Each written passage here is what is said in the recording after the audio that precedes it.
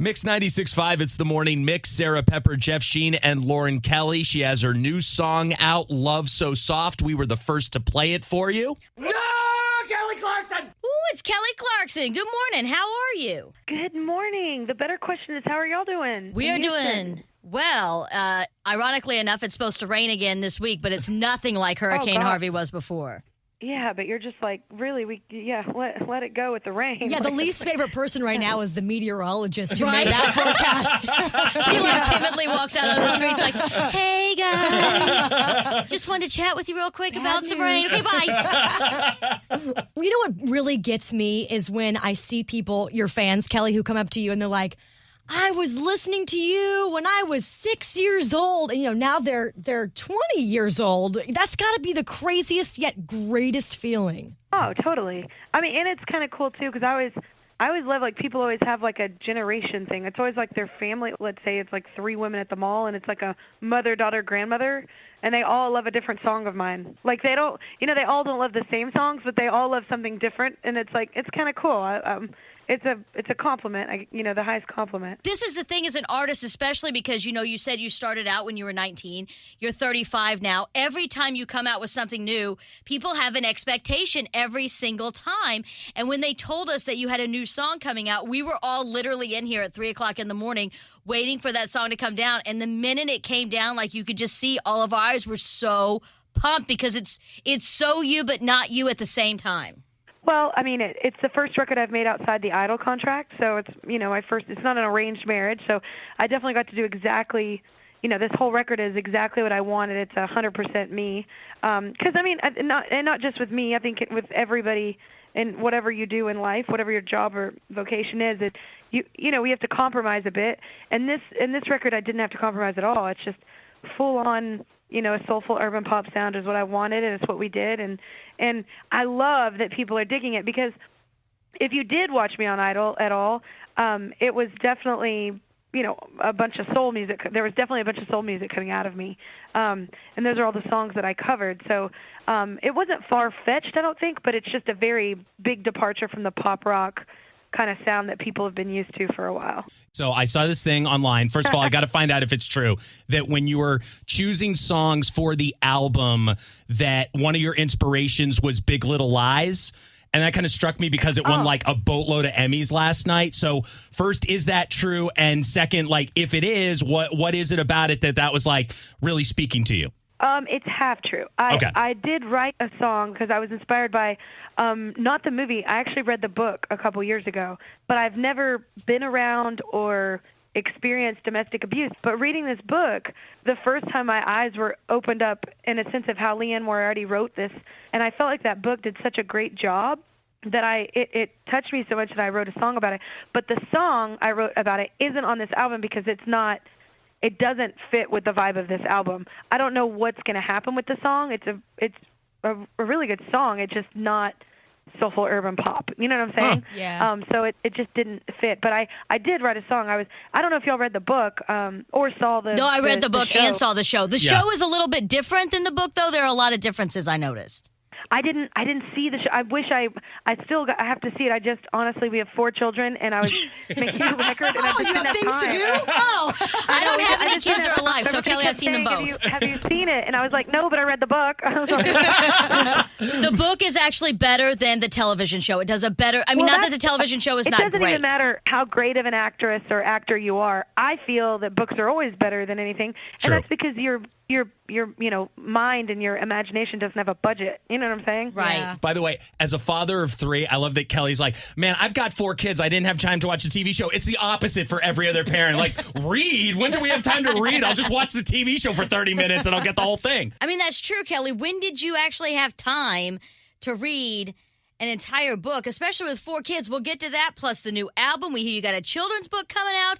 More with Kelly Clarkson is coming up next. Mix 96.5, it's the morning mix. Sarah Pepper, Jeff Sheen, and Lauren Kelly. Kelly Clarkson joining us on the phone. Kelly, with kids, I don't have time to read my Twitter timeline. How are you finding time to be able to read a book like Big Little Lies? Yeah, you said that you didn't have time to watch the TV show. So You read the book. When did you read the book? I read Big Little Lies Lies when I was pregnant with one of my kids, and the other one, it was like when I was like all holed up hating my life because I was pregnant and pregnancy stuff. And so I was like, holed up in my room while my husband was taking care of the kids, and I just wanted to die. And so I decided to read a book on domestic violence, y'all. I mean, that really bring you back to center. Yeah, I really wanted to. Yeah, you know what? It appears to me that I might fit in with your group very well. Do you want to come karaoke and jamming with us? Yeah. Kelly, speaking of books, this is going to take a totally left turn, but you are an author of children's books. And I love that it's based off of your daughter. You've got one out, and you're going to have a follow-up coming up next month here. River Rose and the Magical Christmas. Anything you put your name with Christmas on is just magical. Yeah. That's awesome to hear you say that, because we have a Christmas song coming out. We did a lullaby with the first book, and then we decided to write a full-on Christmas song with this book.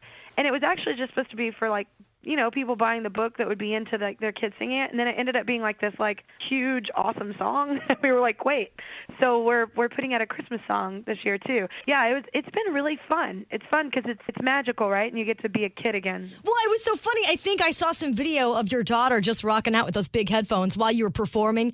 That's literally goals right there. Oh, my gosh. That's life goals.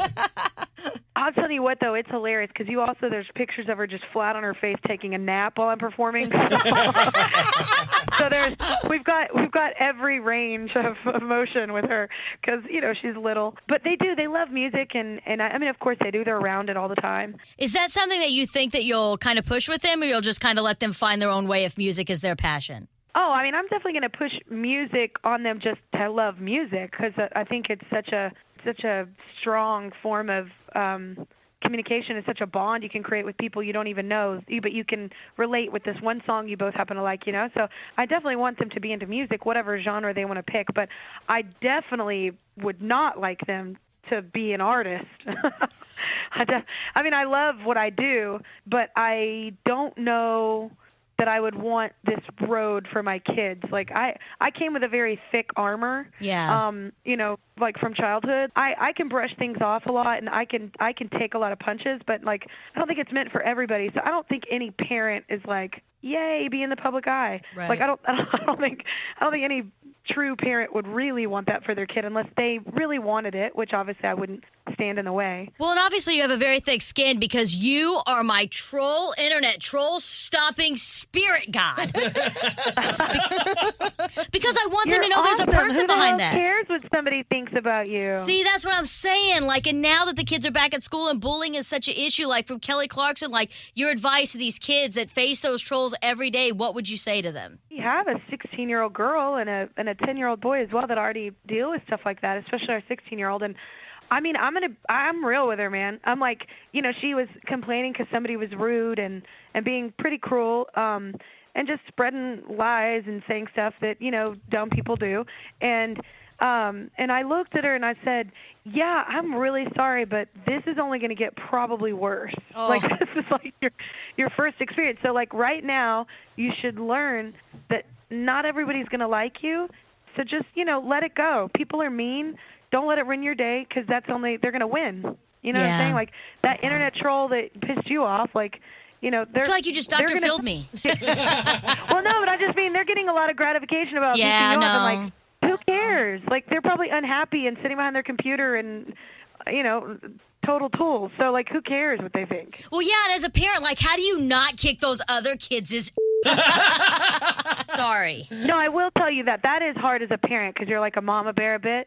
I totally wanted to, this is 40, this child that was mean to my kid at the park. And I was like, I was literally like, oh my God, I will break you. I don't care how old you are. Because you made my little girl cry. Which one was it? Point him out. Point him out. Who was it? That one? Okay, come here, kid. But You're not so big now. It's kind of a good lesson, though, right? To just tell your kid, hey, not everybody's going to think that your roses smell great. So get over it. Right. Just let it go. Thank you so much for taking the time with us. We really appreciate it. No, man, I really appreciate you, and I hope y'all are all doing really great down there, and things are progressing to getting better because we have a lot of band members' families and crew members' families that obviously I have a lot of Texans in my crew and band. So yeah, we're all still praying for y'all to make sure everything progresses for y'all and it isn't just stuck. I think sometimes a lot of times the coverage goes away and then the help goes away. Right. But you know what, Kelly? Your music is helping us a lot, so thank you for that. No.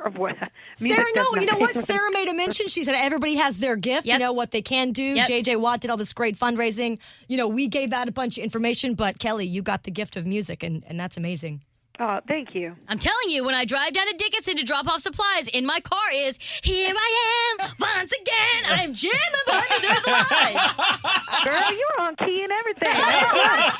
Kelly, that's very charitable. It is very sweet of you. That is your donation for the day. That was good.